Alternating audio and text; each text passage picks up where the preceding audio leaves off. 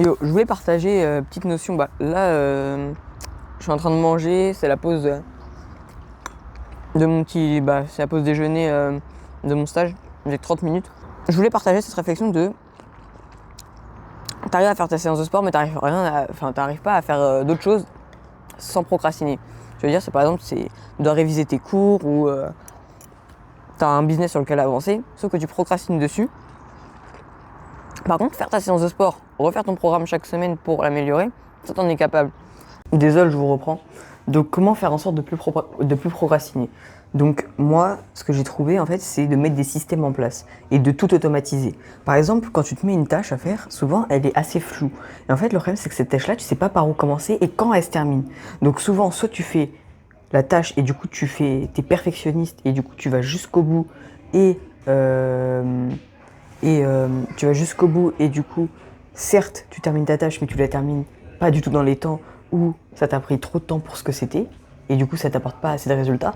En gros, au lieu de faire les 20% d'efforts pour 80% de résultats, comme la loi de Pareto, au final, tu fais 100% d'efforts pour 100% de résultats et des fois même c'est 100% d'efforts plutôt pour 90% de résultats parce que souvent il y a une partie du résultat, c'est de la chance, tu vois.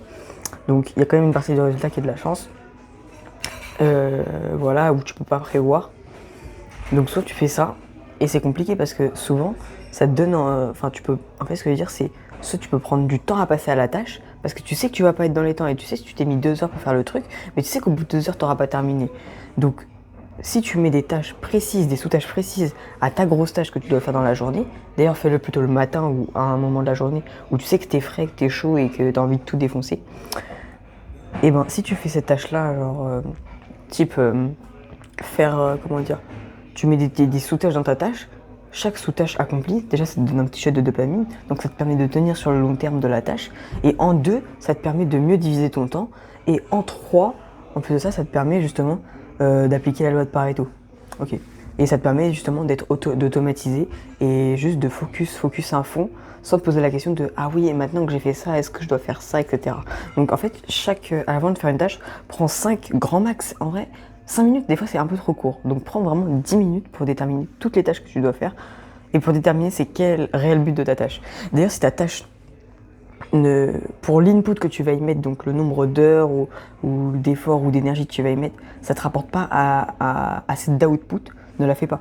Okay, si elle t'avance pas assez vers tes objectifs, ne la fais pas.